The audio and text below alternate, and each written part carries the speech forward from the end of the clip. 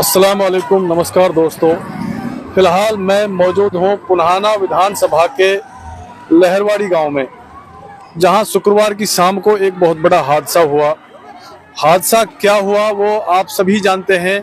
शहनाज की यहां पर जलकर जो मौत हुई है, किस तरह हुई है, किन परिस्थितियों में हुई है, ये भी आप जानते हैं। लेकिन असल सच्चाई क्या है वो हम यहाँ पर मौजूद जो गांव के बुजुर्ग हैं, जिम्मेदार हैं, यहाँ पर सरपंच हैं, और हम इनसे जानेंगे कि असलियत में क्या वजह थी इस मौत की, क्यों ये झगड़ा हुआ, क्या इसकी जड़ है। जी, सबसे पहले हम आपसे बात करेंगे। जी, क्या नाम है जी? मेरा नाम अब्दुल मजीद है। हाँ जी, आप एक्स सरपंच हैं या मैं नहीं, मैं एक सरपंच हूँ। चलिए, तो आप ये बताइए कि जो ये हादसा हुआ है लहरवाड़ी गांव में, तो सुनने में आ रहा है कि ये पहले से ही 6-7 महीने पहले से कोई विवाद था, कोई ज़मीनी विवाद था। उसमें पहले रिजवान नाम के लड़के की मौत हो चुकी है उस विवाद में, तो उसी के चलते ये हुआ है। तो इसमें क्या है, जो क्या वजह है, क्या वजह मानते हैं आप, किस तरह से ये बात बढ़ी? 8 महीने पहले याकूब के लड़के का मर्डर हुआ था, रिजवान का, जिसका मामला कोर्ट में चल रहा है और मुकदमा पुन्हाना थाने में दर्ज है, जो कि आज तक वो मुलजिम अरेस्ट कराने के चक्कर में घूमता रहा। पुलिस ने भी काफ़ी प्रयास करे हैं, लेकिन मुलजिम 2-3 मुलजिम ही हाजिर हुए हैं, बाकी मुलजिम बकाए रह रहे हैं सारे। तो पीड़ित पक्ष को और दोषी पक्ष को और पूरी बिरादरी लहरवाड़ी गाँव पंचों को थाने में बुलाया था। वहाँ पंचायत हुई, बड़ी पंचायत हुई थी।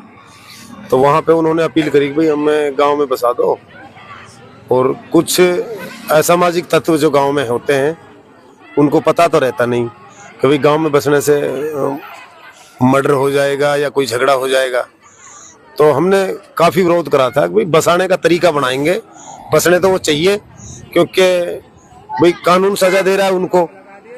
या तो कंप्रोमाइज हो जाता उनका, अगर कंप्रोमाइज नहीं होता तो कानून सजा देता उनको। लेकिन फिलहाल गांव में थोड़ा माहौल ठीक करके जब इनको बसाया जाए, तो इस वजह से हमारी बात पे लोगों ने गौर नहीं किया, और उनको जो असामाजिक तत्व हैं गांव में, जो जिनकी गैर जिम्मेदारी वाली बात करते हैं, उन्होंने उनको सह दे के गाँव में बसाया। जो पीड़ित पक्ष है उनका और उनका पुलिस जाने के बाद में झगड़ा हो गया। झगड़ा होने के बाद में बहुत जबरदस्त झगड़ा हुआ, काफी दोनों तरफ से चोटें भी आई थी। तो शहनाज नाम की लड़की का जी वो डेथ हो गई उसकी। ये हमें पता नहीं है उसकी डेथ कौन से पक्ष ने क्या किया। फिलहाल जो इल्जाम है वो जो पहले मर्डर के जो कातिल थे, पहले वाले जो रिजवान के कातिल थे, उनके खिलाफ ही मुकदमा हुआ है। आगे हम ये नहीं कह सकते कि किस तरीके से हुआ, कि हम मौके पर नहीं थे। वजह तो यही है कि उनको जो बसाया गया है, वजह तो उन्हीं को बताया जा रहा है। हाँ, तो अब ये तो उन्हीं के खिलाफ मुकदमा हुआ है। जो SHO पुन्हाना है वो ईमानदारी काम कर रहा है, और उसने ईमानदारी से आश्वासन भी दिया कि मैं इसमें निष्पक्ष तरीके से काम करूंगा।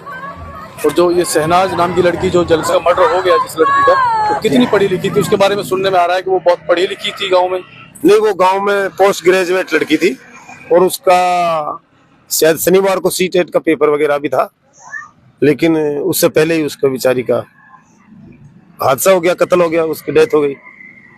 तो जो पहले से विवाद चल रहा था, तो किसी जमीन को लेकर विवाद, जमीन को लेकर विवाद चल रहा था। पहले भी उन्होंने समझदारी से काम नहीं किया। नहीं, हमारा गांव में काफी अच्छे पंच भी हैं, वो उनका समझौता करा देते, लेकिन जिन पंचों ने इनको बसाया है वो पहले भी नहीं होने देते। उन बहुत से पंचों ने तो ठेका सा ले रखा है, और इस ठेके की वजह से कत्ल हो गया लड़की का।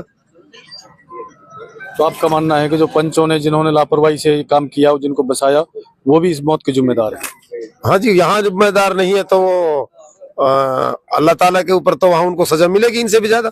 वहाँ लाठी लगेंगे, अल्लाह बावड़ा थोड़ा बैठा है।